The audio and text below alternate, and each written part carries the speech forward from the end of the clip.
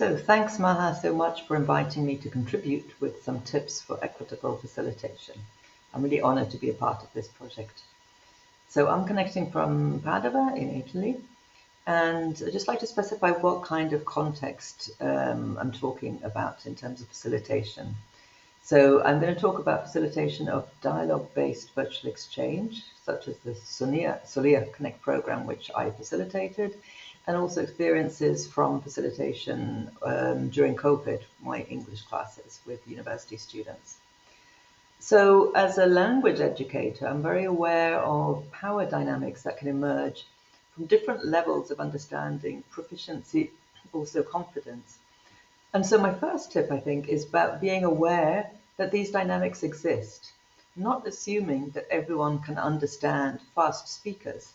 To support understanding with chat, written summaries or a transcript, also translation and collaborative translation. If there are students, group members that can speak the same language, that can also be used. So tip number one, being aware of power dynamics related to language. But also, tip number two, I suppose, is not viewing linguistic diversity as from a deficit perspective, which people tend to do, but rather as richness.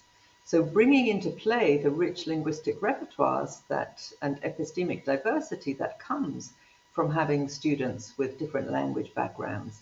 So activities that bring into play different languages and knowledges, even as icebreakers, for example, activities like words that can't be translated into English easily.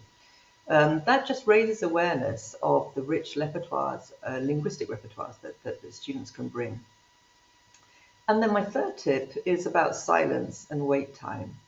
Sometimes we're so concerned with filling our sessions with activities that it can lead to cognitive overload, particularly when you're working in a language that isn't your strongest language, perhaps.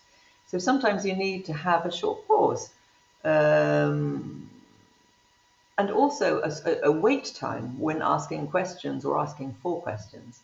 And here I just tell a little anecdote in relation to this. I remember my first facilitation experience, and I was co-facilitating with somebody else.